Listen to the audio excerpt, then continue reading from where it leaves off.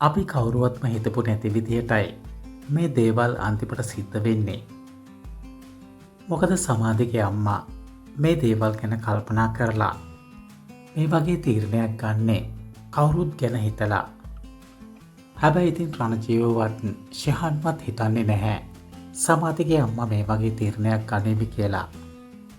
ඒ කියන්නේ තවමත් හිතන්නේ ඉන්නේ රණජීව සමාධිගේ අම්මා මේ කිසි දෙයක් දන්නේ නැහැ කියලා.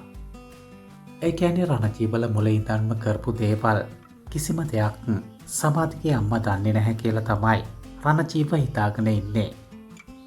කොහොම වුණත් ඉතින් ඉවසලයි අන්තිමට බැරිම තැන මේ වගේ තීරණයක් ගන්නෙ.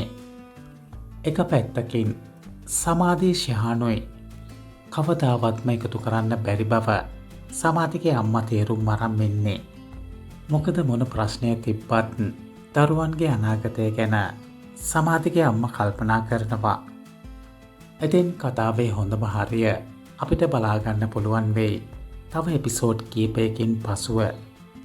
ඉදිරි සිදුවීම් ගැනත් විටෙන් විට ඔබව දැනුවත් කරන්න අපගේ නාලිකාවට ඔබ තවමත් අලුත් කෙනෙක් නම් අපිව සබ්ස්ක්‍රයිබ් කරලා අපිත් එක්ක එකතු වෙන්න.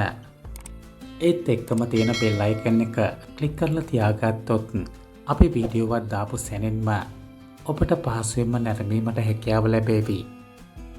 ඔගොල්ලන්ට මතක ඇති රණජීව දවසක් කියනවා සමාධි මේ දෙයට කැමති වුණත් නැති වුණත් අන්තිම තීරණය තියෙන්නේ රණජීව අතේ කියලා.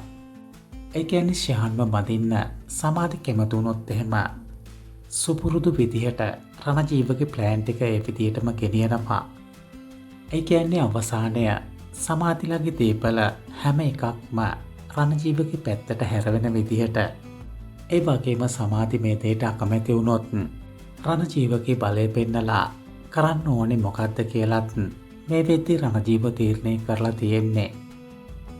ඉතින් මේ දේවල් සමාධි කොහොමද දන්නවා. ඒකයි සමාධි මේ වෙද්දී හැම දෙයක්ම පරිස්සමින් හීන් නූලෙන් කරන්නේ.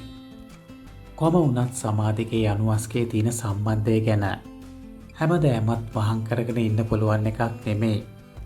ඒ කියන්නේ ඉදිරි දවසක අපිට බලාගන්න පුළුවන් වේවි සමාධිගේ අනුවස්කේ සම්බන්ධය රණජීවල දැනගන්න තැනටම එනවා. එදාට ඉතින් කොහොමත් සමාධිගේ අම්මා තීරණයක් ගන්නවා. සමාධිගේ අම්මා ඉතින් කොහොමත් සමාධිගේ සතුට ගැන තමයි හිතන්නේ. ඒකට ඉතින් රණජීවයි ශිහානුයි ලොකු බාධාවක් කියන එක සමාධිගේ අම්මා දන්නවා. එහෙම වුණොත් ඉතින් සමාධිගේ අම්මගේ ජීවිතය ගැනවත් හිතන්නේ නැතුව සමාධිගේ අම්මා තීරණයක් ගන්න බොහෝ වෙලාවට ඉඩ තියෙනවා.